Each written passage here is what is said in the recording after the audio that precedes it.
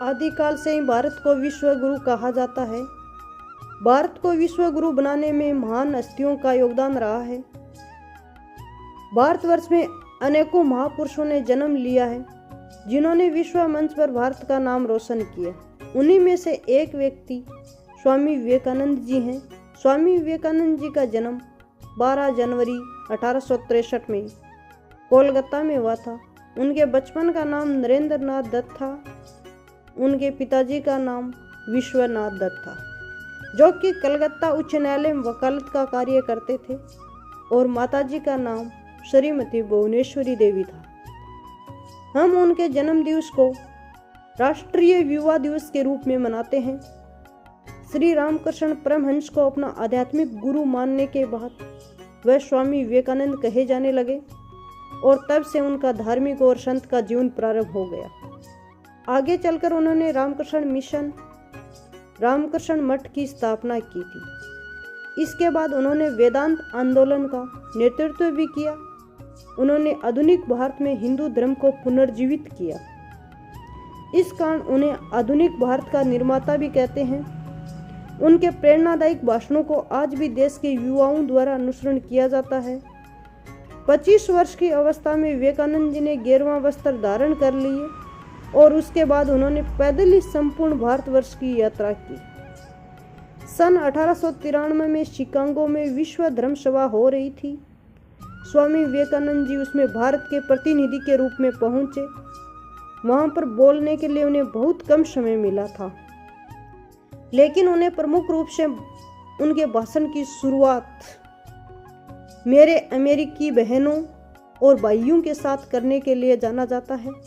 उनके संबोधन के इस प्रथम वाक्य ने सबका दिल जीत लिया था। अपने महान कार्यों और भाषणों द्वारा उन्होंने पाश्चात्य जगत में सनातन धर्म, वेदों, आध्यात्म तथा ज्ञान शास्त्र को काफी ख्याति दिलाई थी। विवेकानंद जी ने अपने ज्ञान और शब्दों द्वारा पूरे विश्व में सनातन धर्म के विषय में लोगों का नजरिया बदलते हुए अतिथि देवो भव, सहिष्णुता, सार्वभौमिक स्वीकार्यता के विषय से परिचित कराया। सनातन धर्म और भारत के गौरव के लिए उन्होंने अपना पूरा जीवन समर्पित कर दिया था। 3 वर्षों तक वे अमेरिका में रहे। वहां के लोगों को भारतीय तत्व ज्ञान की अद्भुत ज्योति प्रदान करते रहे। स्वामी विवेकानंद जी याददाश्त शक्ति बहुत प्रखर थी। एक बार किसी पुस्तक को पढ़ लेते थे, उसके बाद उस किताब में कुछ भी पूछ लो, किताब के पेज नंबर के साथ बता देते थे। इसके लिए उन्होंने कहा, अगर दृढ़ता से ब्रह्मचर्य का पालन करते हुए निरंतर ध्यान किया जाए तो उस एकाग्रता बढ़ती है, और एकाग्र मस्तिष्क के साथ किसी भी चीज को एक बार पढ़कर या सुनकर आसानी से याद किया जा सकता है। विवेकानंद जी के अनुसार इंसान अपनी 90% सोच यूं ही व्यर्थ की बातें सोचने में बर्बाद कर देता है।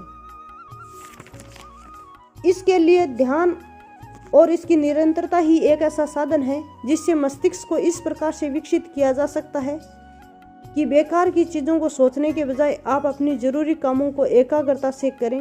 उन्होंने 4 जुलाई 1902 में बेलूर मठ में ध्यान साधना करते हुए अपने प्राणों को त्याग दिया। स्वामी विवेकानंद जी एक संत ही नहीं, बल्कि वह एक देशभक्त, मानव प्रेमी लेखक व अच्छे विचारक भी थे। विवेकानंद जी का कार्य आज भी आदर्श और प्रेरणा का स्रोत है। कन्याकुमारी में समुद्र के बीच बना विवेकानंद स्मारक उनकी स्मृति को संजोकर रखे हुए है। स्वामी जी ज्ञान की एक ऐसी मिसाल प्रज्वलित कर गए थे जो संसार को सदैव ही आलोकित करती रहेगी।